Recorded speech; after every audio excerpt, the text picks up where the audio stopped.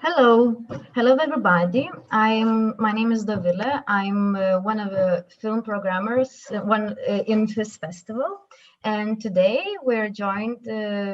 Danielle Turkov Wilson is joining us, and also on the other part of the screen, inconvenient film audience and people from film industry, especially from SODOC.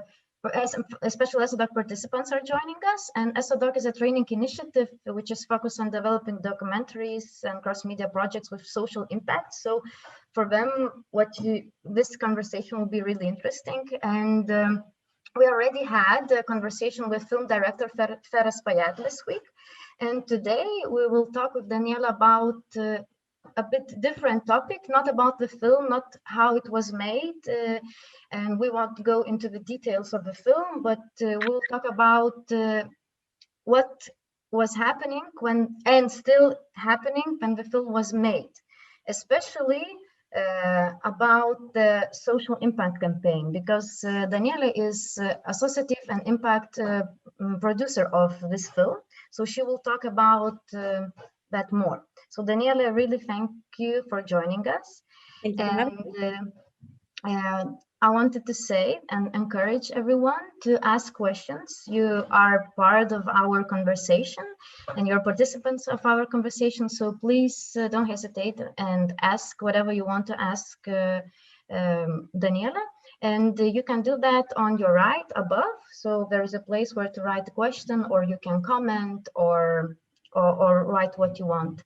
So please do that. I will wait for your questions. I will read them to Daniela, and you can also ask in Lithuanian if you want, or in English. Yes, so I think that it's important to start from early beginning. And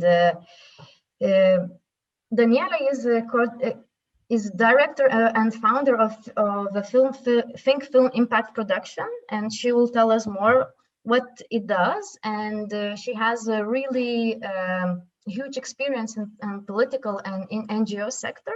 So I wanted to ask you, maybe just from a beginning, since you have this huge experience in these sectors, I told you, what drew you to cinema and why you decided that this could be a great tool for your goals, which you were working for many years before.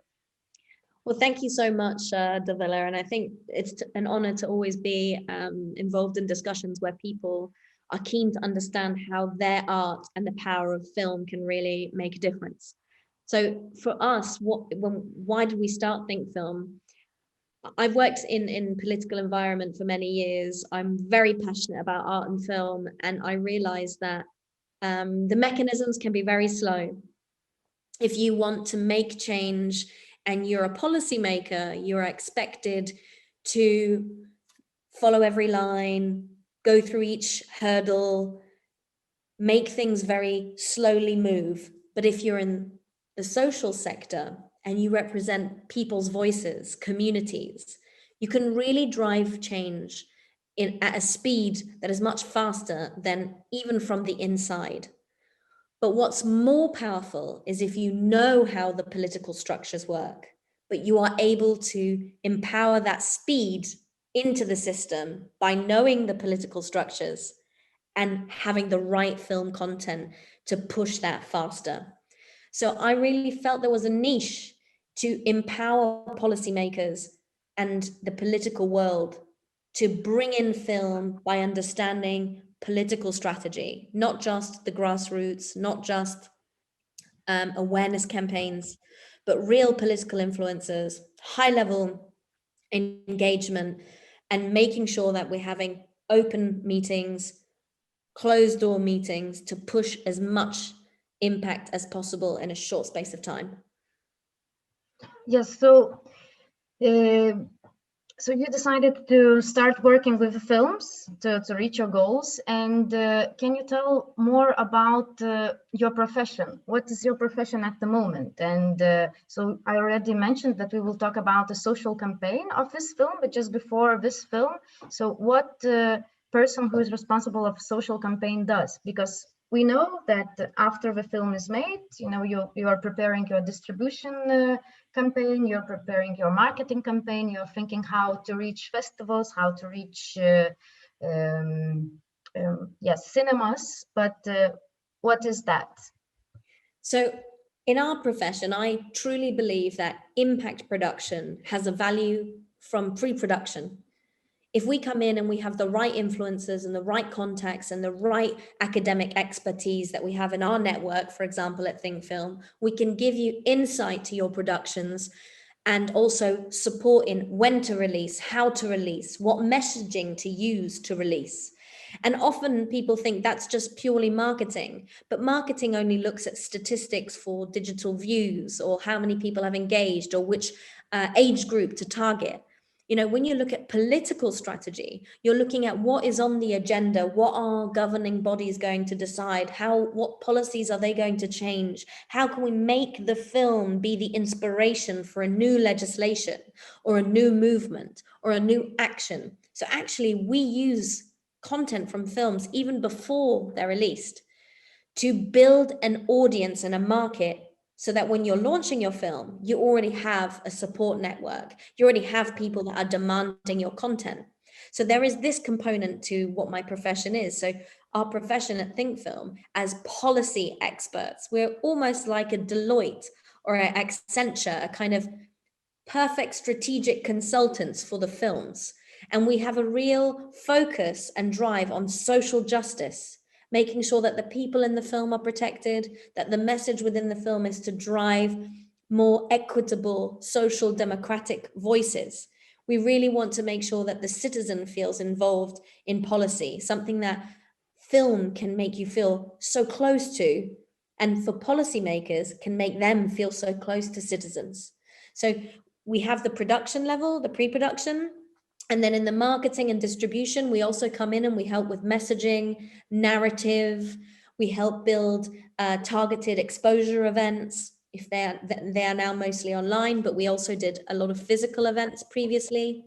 We also held private discussions with VIP influencers on topics from state secretaries, presidents, policy ministers, heads of grassroots movements. For example, in environment, we've dealt with the heads of Extinction Rebellion and things like that. So we really bring multiple stakeholders together to drive a film as a force of energy towards that change. Yes. And just before moving to the film, to the cave, I wanted to ask you, so it's a very difficult, interesting process, but for me, it's also interesting how you set the main goals because of what's important and what you will do, because it can be very, very broad.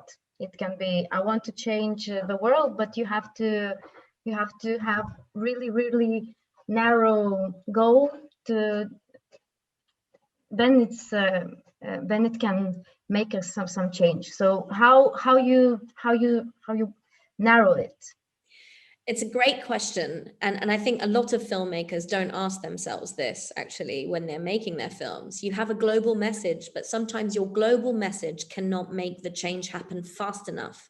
You have to ask key questions like, is this change that you're looking to make most effective at the local level? Is it most effective at a national level? Or is it most effective at an international level? We ask ourselves those questions, and we build a specific roadmap which will open up all the gaps where your film could sit, and which organizations, which political motions, which grassroots activity, which businesses are driving which roads, and we show you how your film can sit in those different roads. And when we show you this, we say, okay, but you're the directors, you're the creative producers. Where does your passion lie? Where do you want us to take this? We can show you all the options. We can show you what will be more effective, what would have this market, what would have this audience. But ultimately, we want to keep the power in the hands of the artists. It's them to choose why they made this film. It's them to see what we can offer, and it's them to decide what road we should take. But we show them what the outputs and what the journey would look like depending on which road they take. Does that make sense? Yes, yes. Thank you for your answer. And now maybe we can move to the cave. We already have a few questions, and I'll ask a question which I see. So the person is wondering in which stage the impact production strategy has started in this film. Okay, the impact production for this film started pre-release, so about 6 months before the premiere at Toronto International Film Festival. And we came in and we actually contributed to the creative opening and closing of the film based on how we could captivate an audience to feel themselves underground. And we came in to discuss what priorities were for Dr. Romani, what the director felt he wanted to achieve as the core messaging. And because impact is it's a strategic component which requires a lot of connection with the right people. It doesn't happen in 24 hours. So the most ideal situation is to come in at least 3 months before, but in our opinion, even from pre-production. But with The Cave, we came in 6 months before the premiere at the first International Film Festival. Okay, another question. Can you please explain concretely how you worked with The Cave on the political level? Yes. So at a political level, we focused on Dr. Romani as a human rights hero, someone who, we worked very closely on with all the partners that we knew she had been supported by when she was working in the hospital, Médecins Sans Frontières, the Syrian American Medical Society. We knew that these organizations had supported the structure of the hospital when Amani was on the ground. And we also knew that we could work with them in partnership to drive objectives of making sure that humanitarian development aid money was given to the right people in conflict zones and supported by organizations like Médecins Sans Frontières. We made sure that Amani had an opportunity when she came to Brussels to meet with all the relevant political stakeholders, and she drove an initiative to support COVID measures and medical support in Syria up north. We made sure that she met with all the directors for the MSF on the ground while she was in Brussels to make that engagement happen. We got her nominated and she won an International European Council of Europe prize called the Raoul Wallenberg Prize, of which she was recognized by more than, I think, 36 different international press bodies. And she was given a bursary that helped her survive in Turkey. She was given a financial award. She was nominated by someone for the Nobel Peace Prize based on our outreach and engagement. And we also had multiple events with stakeholders like the International Organization for Migration and the UNHCR. We had interviews with her and Farad with the UNHCR in Canada and the US.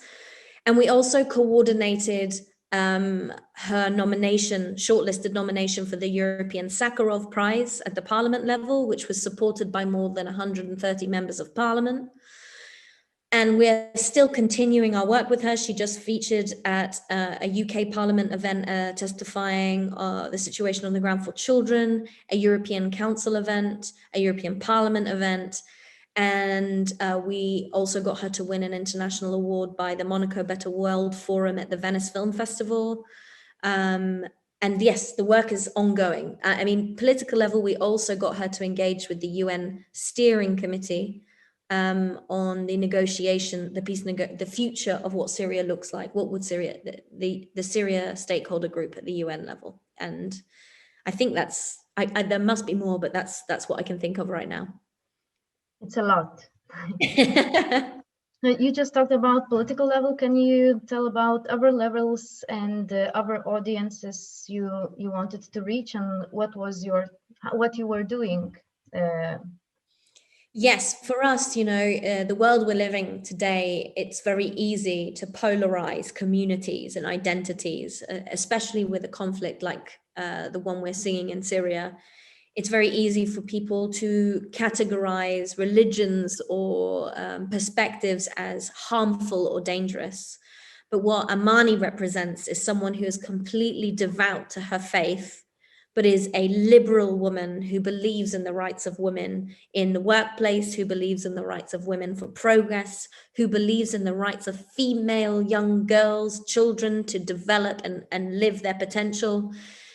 And from our perspective, you know, it was so crucial to make sure that different audiences, stakeholders were involved, from, you know, looking at the rights of children, Save the Children. We worked with conflict mediation bodies to see how a role like someone like Amani, how could she support negotiations in the future?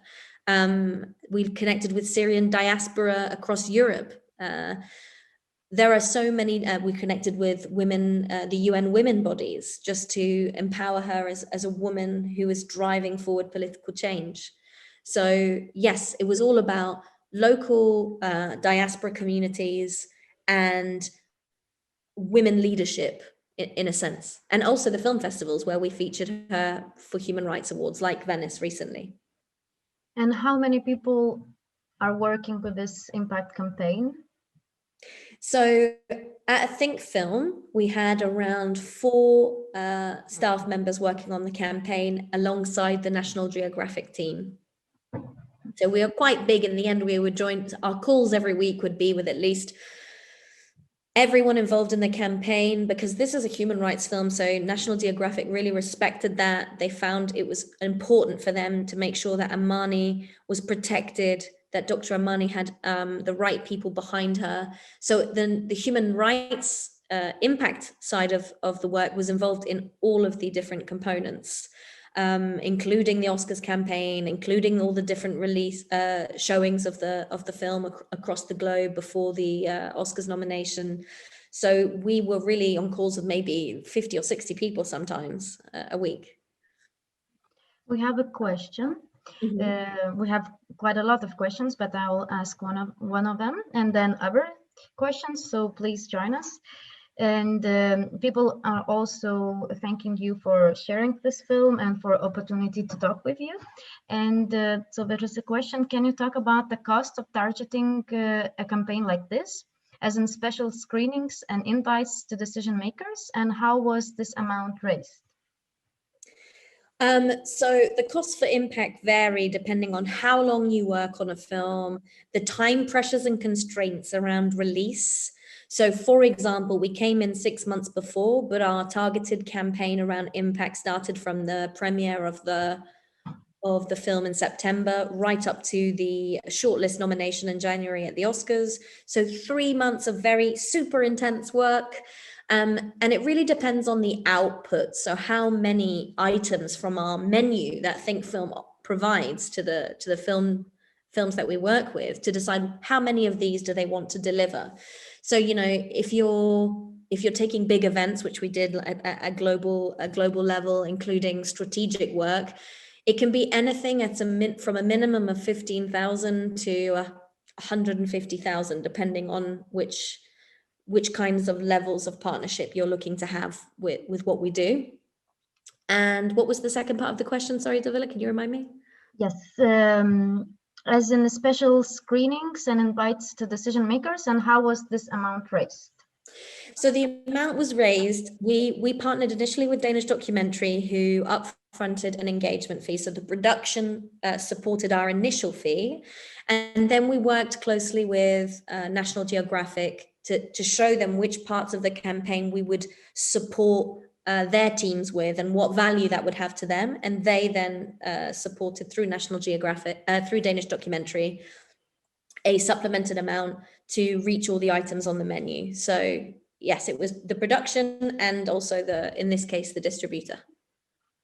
But yes. National Geographic is also a co-producer, sorry. So it's kind of both producer and distributor together.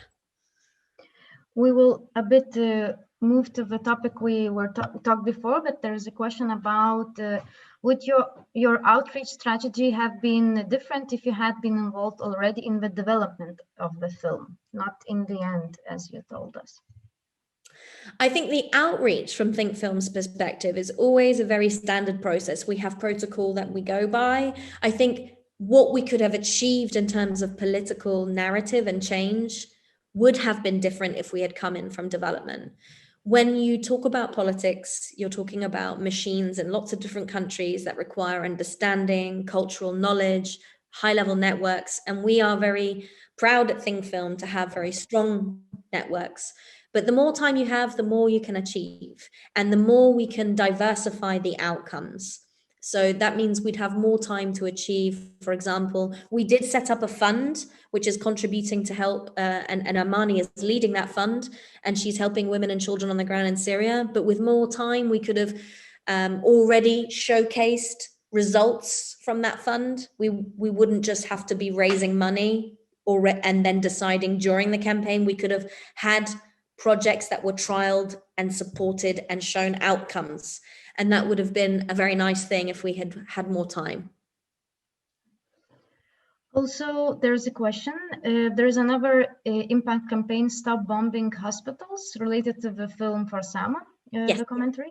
Did you partner with them? Or do you think it is important to partner between campaigns with similar objectives? Yes, 100%. We did not partner with them, but it's a campaign I fully support. And I think both films, For Sama and The Cave, are incredibly powerful. They demonstrate women without borders and without restrictions, women who fight for what they believe in, who help others despite their own struggles. And I think they are an incredible example especially in the international awards arena, where they were all nominated for Oscars, BAFTAs, or Emmys. I think in this sense, perhaps films don't have to be curated together, but definitely impact strategies can be, because I think in this arena, we all are fighting towards a mutual agenda of supporting people and making sure people on the ground are properly supported. And even in this case, the issue of Syria was put back onto the agenda because people had got a little bit of apathy. They felt they'd heard Syria for 10 years, and that meant that these two films reminded people that there really is an awful massacre going on and we cannot close our eyes to it. So no, we didn't partner, but yes, I do believe that curating campaigns can be a very powerful tool. And when you choose, for sure, many people, many films, team members of the films are reaching out to you. I think so, wanting to work together, and but you have to choose because your team is not that big. How you decide? How do you choose the films you will work with for many years to come? So I think film really does keep an eye on hot topics. What are priority political items now, what the future looks like, and how politics will evolve and change. And not that we are master predictors or can tell the future in any kind of supernatural way, but we really do try to keep ahead of the game, as we say in English, and make sure that we are informed by our network about what's coming up in the next year, what's coming up in the priorities for the next 4 years. And that really is what is powerful about political change. If you have the right contacts, if you are monitoring these things at a very expert policy level, you will know what's coming and you will know what stories will drive that change. So yes, from that perspective, we try and make sure that we always know what is a priority from a policy perspective. And we also try to make things a priority that are not on the list. How do we decide this? We have an impact assessment criteria for our films. We know exactly what change we can achieve and how. And we rate and score films on, obviously that can change by the way you present a topic. Sometimes something that you might believe is something that nobody would watch, but the way you have told that story would resonate so much with people that we can take it to that level because we know the right people, we know how to drive campaigns at a political level. So it all, and our impact assessment, what we do is we assess the quality of the content and the storytelling at a parallel with the political agendas and what is coming up. And we say, okay, we give them a score out of a total, and the ones that we feel fit into our high brackets are the ones that we go, okay, we can definitely make this happen in 3 months, 6 months, 9 months, 1 year. And with the other ones, we always aim to give feedback and say, thank you very much, but it's because of this and this reason that you didn't quite fit into our height bracket. So maybe you have some advices to the filmmakers who are watching now, listening to our conversation. So what could be done differently? Because you see a lot of films and you already know the mistakes. If the goal is to change, to have a change with a film in political level, so what are the main maybe mistakes? Maybe they are not the mistakes in general, but if there is that kind of goal, so maybe you can comment on that.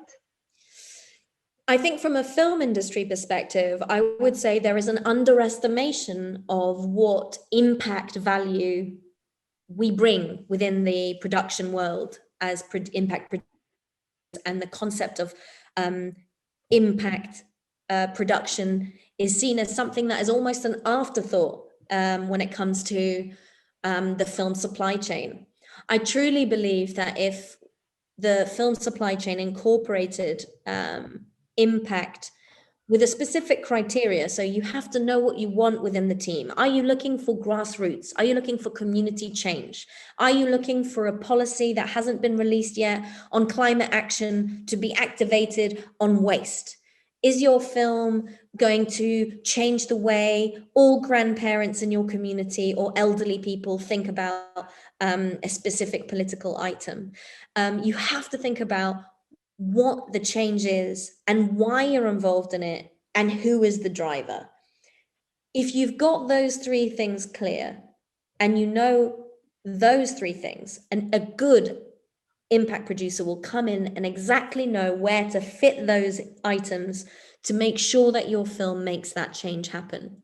I think often the mistakes are that you imagine something that an impact goal that doesn't align with what is possible at that moment in time.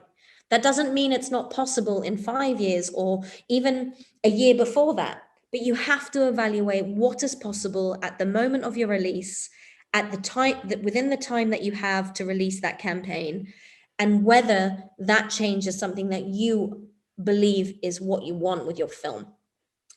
So for me, the biggest mistakes are not dreaming too big. You can never dream too big, because I really believe if you reach for the moon, you'll get to the sky. So you have to have high aspirations, but you have to have high aspirations with a real pragmatic release plan for impact. And that means you have to have thought about what you want, and a good impact producer will sit with you and show you those options.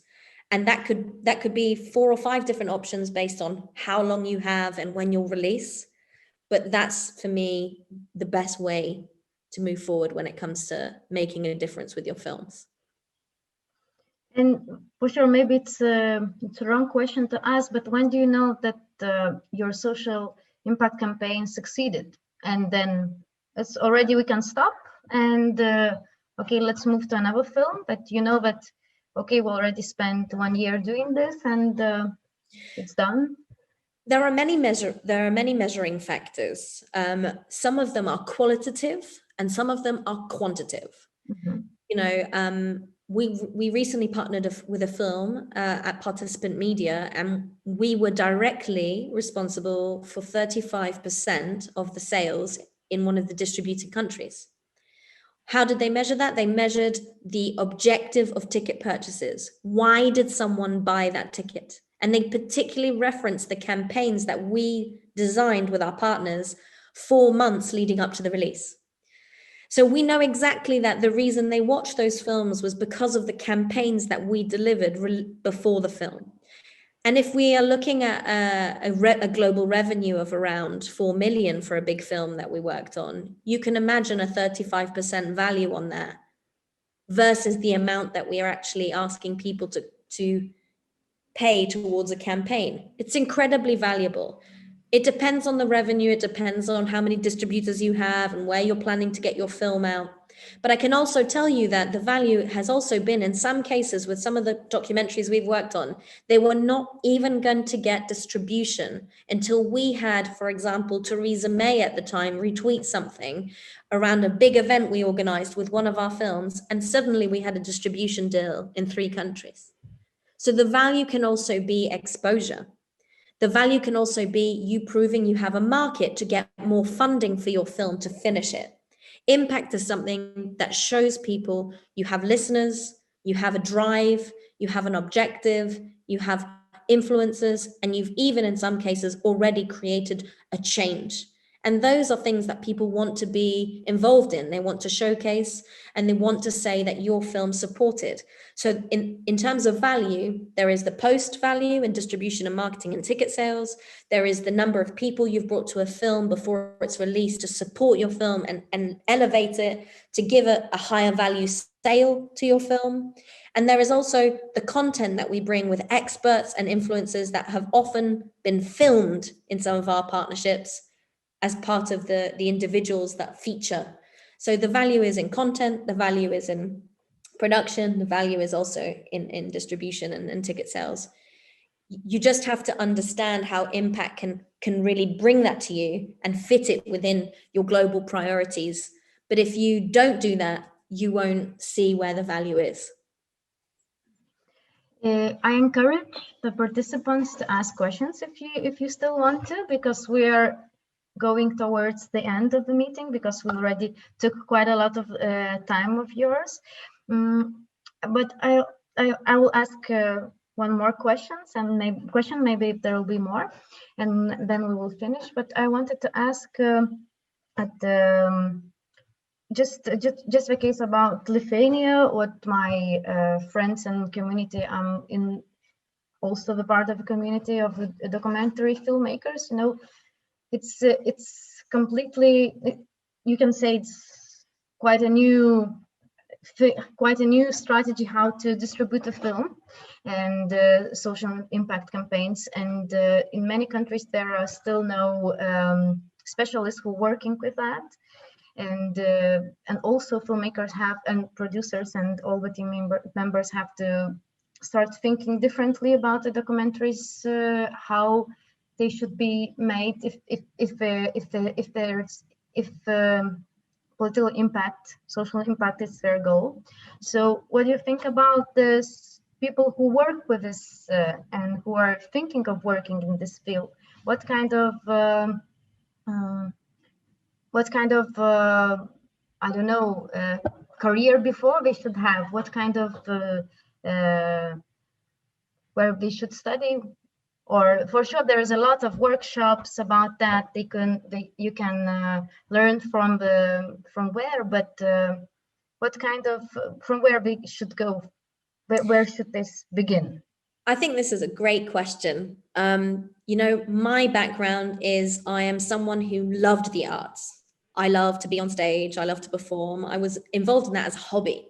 And film was something that I loved. But I studied politics. I studied languages. I studied postgraduate in human rights. For me, the people that can drive real change are the experts in driving that change. So if you've got a film that's going to look at the future of tech in society, for me, the best person to drive that is someone who has very strong networks within the tech world, someone who can get your film seen by all those people. And at Think Film, we're proud to have networks within all different thematic sectors. But as an impact producer, it all depends on where you want to sit in the impact production supply chain. If your skills are in marketing and distribution, you can involve impact in that work. You can actually not just assess number of ticket sales on thematics, you can actually assess which campaigns influence different people in ticket sales. If you're the kind of person who likes to find the right, you're a producer that is looking to build the narrative of the film, and you want to make sure that that narrative is academically, factually, politically correct, then you can involve impact in that role, and you can find what the consequences are of the different people you've engaged with in their own work. What are their objectives? What are they planning to do? How can they be useful for you in the life of the film? A lot of the strongest skills, I would say, is a real kind of connecting the dots skill. You have to be a strategic thinker, someone who doesn't see limitations, but sees intersectoral opportunities. One thing links to the next will help you with the next stage. you have to be able to find ways out. And I think this is one of the biggest and most successful skills a producer has, is they will always find a way. They will always find a way to get the film made. They will find a way to get the right content. They will find a way to get the right festivals. And if you have that determination and drive to find a way to strategically think about what is right and how to make that unique, the skills are very business driven, marketing driven, and strategy driven, in my opinion.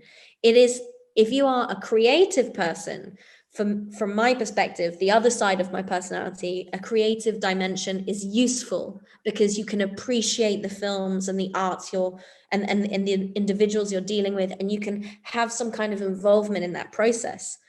But to be successful in driving change, you have to be someone who understands risk assessment, strategic thinking, is a determined driver, and can really market something in a way that will be relevant for each group you're working with.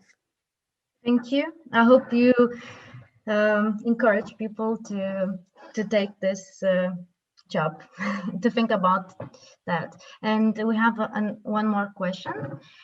Before you referred earlier you referred to reaching out to other stakeholders and grassroots organizations in diaspora.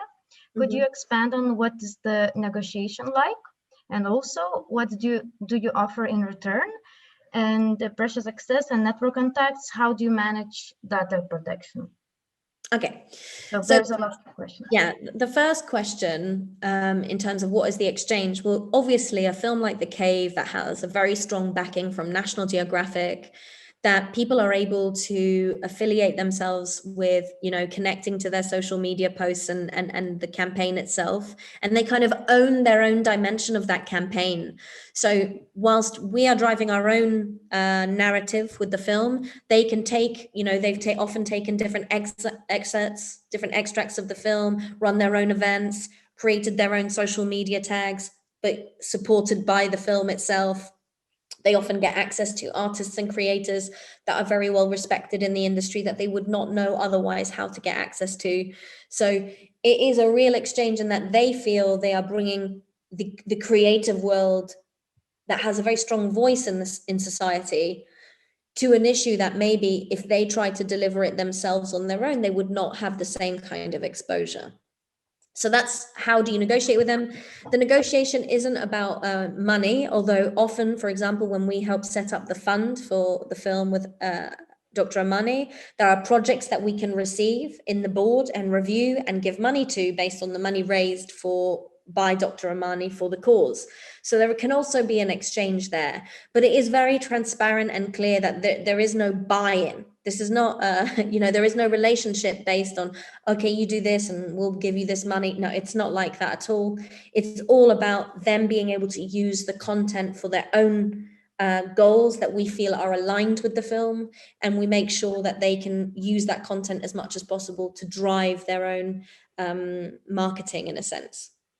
And then when it comes to data protection and privacy, I mean, for us, people sign up to our newsletters and to our networks. And if we're reaching out to people, they are often recommended that we have a very high level advisory board at Think Film and network that we've built over many years that are personal contacts.